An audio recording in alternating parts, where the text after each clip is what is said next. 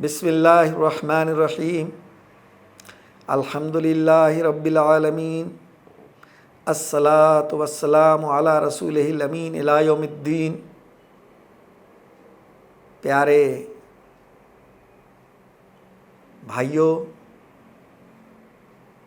عزت مآب بہنوں،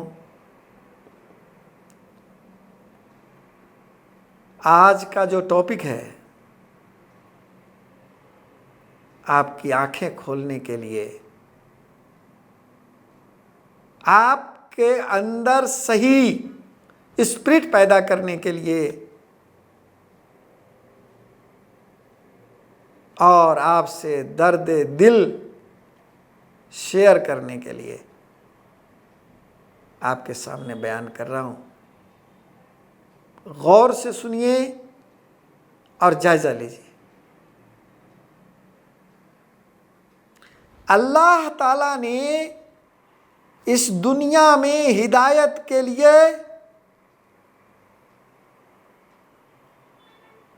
اپنی کتابیں بھیجی اور اپنے رسولوں پر نازل کیا۔ سب سے اخیر میں اللہ نے اپنے آخری نبی حضرت محمد مصطفیٰ صلی اللہ علیہ وسلم پر اپنی آخری اور مکمل ہدایت نامہ قرآن کو نازل فرمایا۔ ہمارے پیارے نبی حضرت محمد مصطفیٰ صلی اللہ علیہ وسلم نے فرمایا کہ ترکت فیکم امرین، اے میرے پیارے امتی، میں تمہارے درمیان دو چیزیں چھوڑ کے جا رہا ہوں۔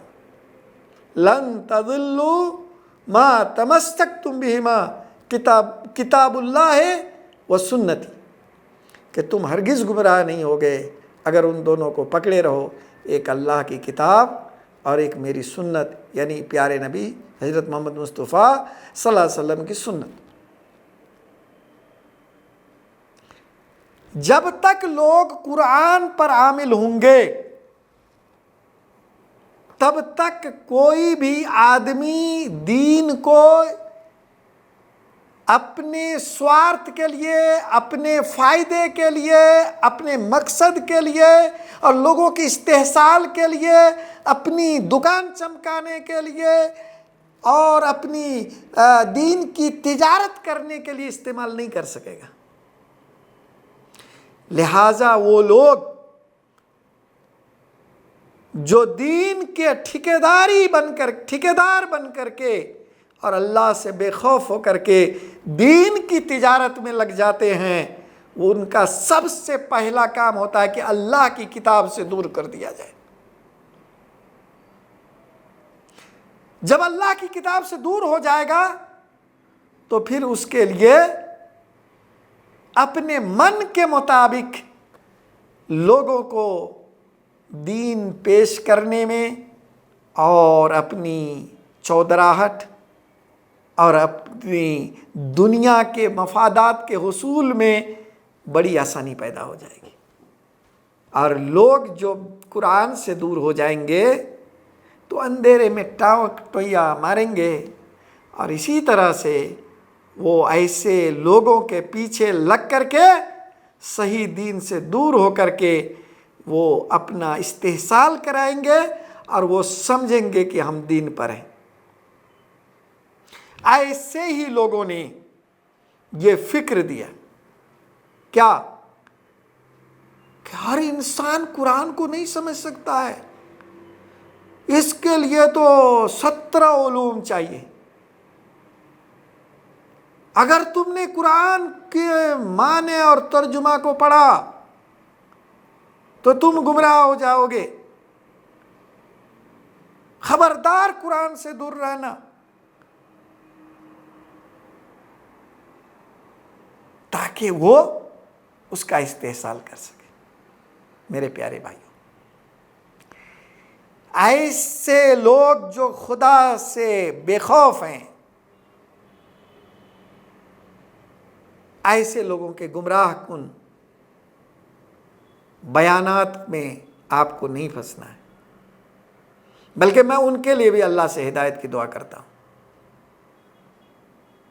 میرے پیارے بھائیوں، پیاری بہنوں، اللہ تعالیٰ نے ایک ہی سورہ میں 4 بار فرمایا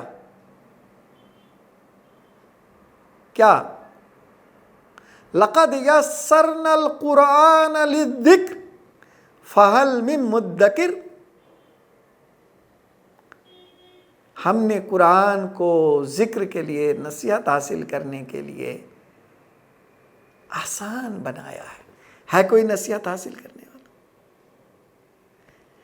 اب وہ لوگ جو کہتے ہیں کہ قرآن مشکل ہے، مجھے بتائیے کہ وہ جھوٹے ہیں یا اللہ کا یہ قول پہ سوال اٹھے گا؟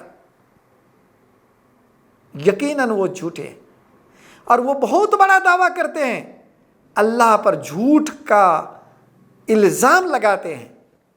وہ کہتے ہیں، اللہ کہتا ہے کہ قرآن آسان ہے، اور وہ کہتا ہے کہ نہیں قرآن مشکل ہے۔ بتائیے کتنی بڑی دلیری کی بات ہے کہ اللہ ایک بات کہہ رہا ہے اور بندہ اس کی مخالفت کر رہا ہے، وہ بھی دین کے نام پر، اور آپ اور ہم اندھ بھکت، اندھ وشواسی، ایسے دنیا دار لوگوں کے پیچھے دوڑ رہے ہیں اور قرآن سے فائدہ نہیں اٹھاتے۔ کیا جواب دیں گے اللہ کو؟ میرے پیارے بھائیوں، دوسری بات، اللہ نے انسانوں کی ہدایت کے لیے قرآن نازل کیا۔ کیا اللہ کو انسانوں کی جو فہم کا جو معیار تھا، سوچنے سمجھنے کی جو چھمتا تھی، کیا نعوذ باللہ اللہ کو معلوم نہیں تھا؟ جبکہ اللہ ہر چیز کا علم رکھتا ہے اور یقیناً معلوم ہے۔ تو پھر کیا اللہ ایسا کلام نازل نہیں کرنے پر قادر تھا جو ہر آدمی کو سمجھ میں آ جائے؟ نہیں، بالکل قادر ہے اللہ، اور اللہ نے ویسا ہی کلام نازل کیا۔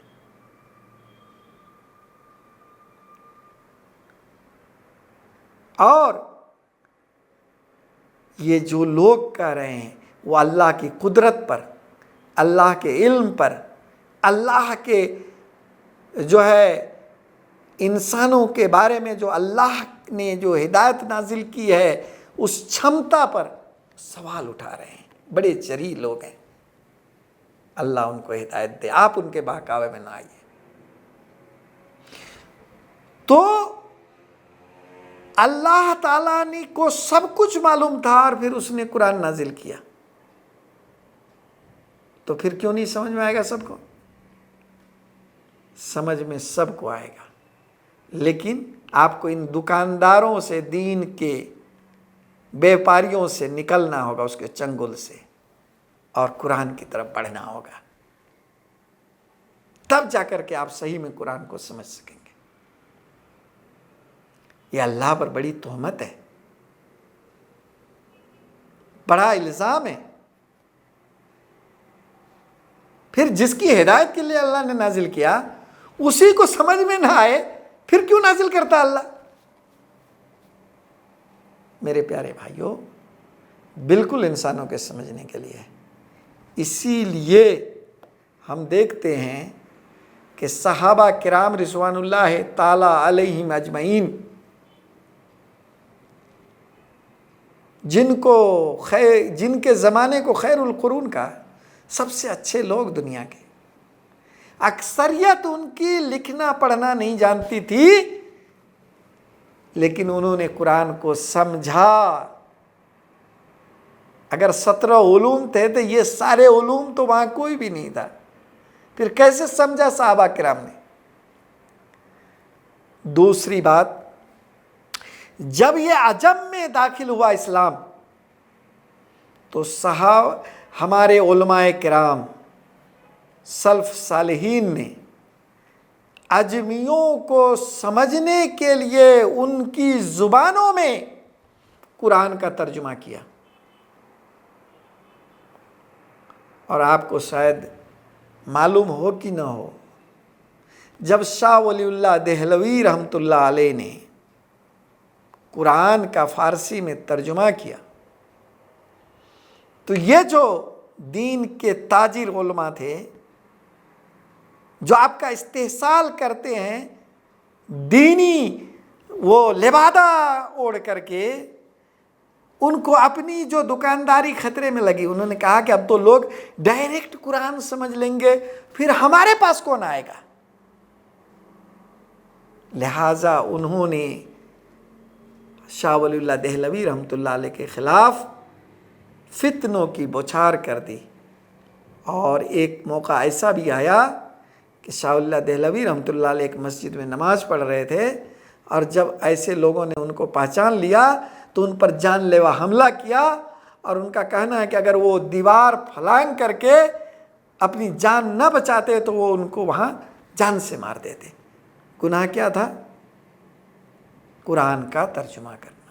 اور اس کے بعد آپ دیکھ لیجئے بے شمار علماء نے ترجمہ اور تفسیر کی. آج دنیا کی ساری بولی سب پڑھی لکھی جانے والی زبانوں میں قرآن کا ترجمہ موجود ہے. یہ کس لیے کیا گیا؟ تاکہ قرآن کو پڑھا جائے اور سمجھا جائے. تو میں آپ سے گزارش کروں گا کہ ایسے غلط پروپیگنڈا اور ایسے جو خود گمراہ ہیں اور دوسروں کو گمراہ کر رہے ہیں، ایسے لوگوں کو بھی راہ راست پر لانے کی کوشش کریں اور خود بھی آئیں اور اس کے لیے قرآن کو پڑھیں سمجھیں. جو لوگ قرآن میں عربی میں استعداد پیدا کر کے اور قرآن کو سمجھیں گے وہ سب سے اعلیٰ درجے پہ ہیں. لیکن کم سے کم اگر یہ ممکن نہیں ہو تو آپ کے سمجھنے کی بولنے کی زبان میں قرآن کا ترجمہ موجود ہے، تفسیریں موجود ہیں. آپ سے میری گزارش ہوگی کہ قرآن کو پڑھیے، سمجھیے اور اس کی جو تعلیمات ہے اس پر عمل کیجیے.